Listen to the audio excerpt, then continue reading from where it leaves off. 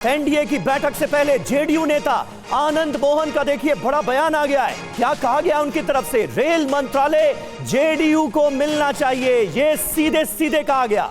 विशेष राज्य की मांग पूरी हो, ये कह रहे हैं आनंद। नीतीश कुमार ने विकासशील बिहार बनाया, नीतीश कुमार ने रेल मंत्री रहते अच्छा काम किया। आपको बता दें कि आनंद मोहन की पत्नी लवली आनंद शिवहर से सांसद चुनी गई हैं और ऐसे में आनंद मोहन का यह महत्वपूर्ण बयान जिसमें वो ये कह रहे हैं कि रेल मंत्रालय जेडीयू को इस बार मिलना चाहिए। सुनिए। रेल मंत्रालय की मांग जो है वो पुख्ता मांग है, लगातार वो बिहार के हिस्से रहा है और एल.एन. मिश्रा जी के जमाने से, राम सुभग बाबू के जमाने से, रामविलास जी के जमाने से, नीतीश कुमार जी और स्वर्गीय दिग्विजय सिंह के जमाने से जो कार्य अधूरे हैं उनको अगर पूरा करना है तो निश्चित तौर पर पिछड़े बिहार को रेल मंत्रालय चाहिए। हाँ बिल्कुल, हमने कहा कि जो अगर जहाँ तक जंगल राज से निकाल के मुख्यमंत्री जी ने 16 वर्षों में एक विकासशील बिहार बनाया है, प्रगति के दौर में लाया है, उसको अगर पंख देना है तो स्पेशल राज्य का दर्जा सही है, ये डिमांड और ये पूरा होना ही चाहिए। तो आप देखिए 5 बड़ी चुनौतियां हैं इस वक्त नरेंद्र मोदी के सामने, कैसे इससे निपटेंगे ये आपको बताने वाले ग्राफिक्स के जरिए 5 चुनौतियां इस वक्त आपके सामने हम रखने वाले हैं, क्योंकि लगातार इस वक्त एनडीए के जो घटक दल हैं उनमें खींचतान मची हुई है। पहली बड़ी चुनौती गठबंधन के सभी दलों को साथ लेकर चलना और उनकी अपने अपनी जो डिमांड है उसको पूरा करना, टकराव वाले मुद्दों पर आम सहमति बनाना, रजामंदी बनाना, ये एक सबसे बड़ी चुनौती है।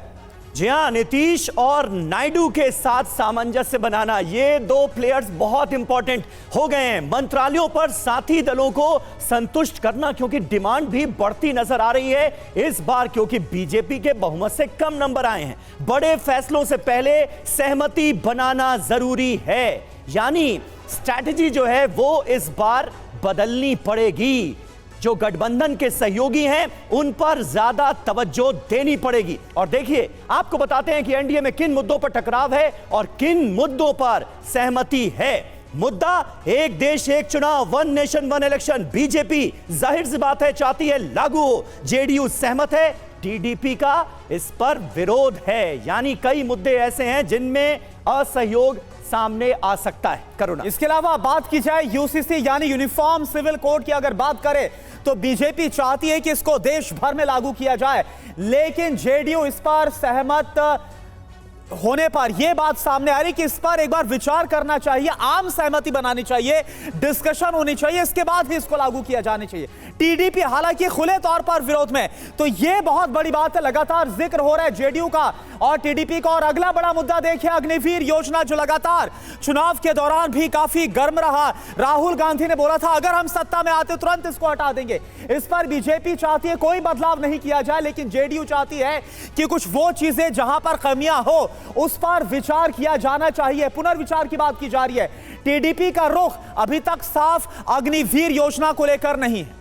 बिल्कुल, और नए सिरे से परिसीमन, यह भी एक बड़ा मुद्दा है। बीजेपी चाहती है लागू हो, जेडीयू का रुख साफ नहीं है और टीडीपी तो इसके विरोध में है ही। यानी कई ऐसे मुद्दे हैं, जातीय जनगणना जिसका खासा जोर रहा चुनाव प्रचार के दौरान भी, बीजेपी की तरफ से कोई आधिकारिक बयान इसे लेकर नहीं आया है, रुख साफ नहीं है। जेडीयू चाहती है जल्दी कराई जाए और टीडीपी का रुख भी इस मसले को लेकर साफ नहीं है। तो कई ऐसे मुद्दे हैं जिन पर सहमति बनाना बीजेपी के लिए इस बार मुश्किल होगा। करो। और देखिए अगला मुद्दा विशेष राज्य का दर्जा, क्योंकि दोनों तरफ से मांग है, बिहार की मांग है और इसके साथ साथ आंध्र प्रदेश को लेकर मांग है।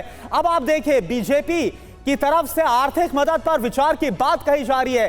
जेडीयू की मांग यह है कि भाई बिहार को विशेष राज्य का दर्जा मिले, स्पेशल स्टेटस दिया जाए। और वहीं टीडीपी की मांग है कि आंध्र प्रदेश को भी विशेष राज्य का दर्जा दिया जाना चाहिए। यह जो मसला है वो कहीं ना कहीं एक बहुत बड़ी चुनौती है, एक बड़ा चैलेंज बनता हुआ नजर आ रहा है। बिल्कुल, और हमारे साथ इस वक्त तमाम खास मेहमान जुड़ चुके हैं, जल्दी से उनसे आपका तारुफ करा दें। हर्षवर्धन त्रिपाठी जी हमारे साथ मौजूद हैं, वरिष्ठ पत्रकार के तौर पर। थोड़ी देर में आपको स्क्रीन पर वो नजर आएंगे। चारू प्रज्ञा, प्रवक्ता भारतीय जनता पार्टी की आपको दिखेंगी थोड़ी देर में। डॉक्टर अजीज खान हमारे साथ जुड़ गए हैं, प्रवक्ता समाजवादी पार्टी के। अखिल चौधरी प्रवक्ता कांग्रेस पार्टी के हमारे साथ मौजूद हैं। आनंद प्रकाश पांडे और सुमंत हमारे दो सहयोगी इस वक्त आपको स्क्रीन पर नजर आ रहे हैं। एनडीए की बैठक पर आनंद नजर बनाए हुए हैं और नीतीश कुमार के घर दिल्ली से सुमंत कुमार हमारे संवाददाता लाइव मौजूद हैं। सुमंत, बड़ी मांग जेडीयू की तरफ से, रेलवे मिनिस्ट्री इस बार जेडीयू को मिलनी चाहिए। आनंद मोहन सीधे सीधे ये कहते हुए नजर आ रहे हैं। अंदर मीटिंग चल रही है, हो क्या रहा है? बिल्कुल, देखिए समीर, इस वक्त मैं जो कामराज लेन में मुख्यमंत्री नीतीश कुमार का आवास है ठीक उसके बाहर मौजूद हूं और भीतर जनता दल यूनाइटेड के संसदीय दल की बैठक चल रही है समीर, जिसमें लोकसभा के सभी 12 सांसद और राज्यसभा के 3 सांसद यहां अंदर मौजूद है।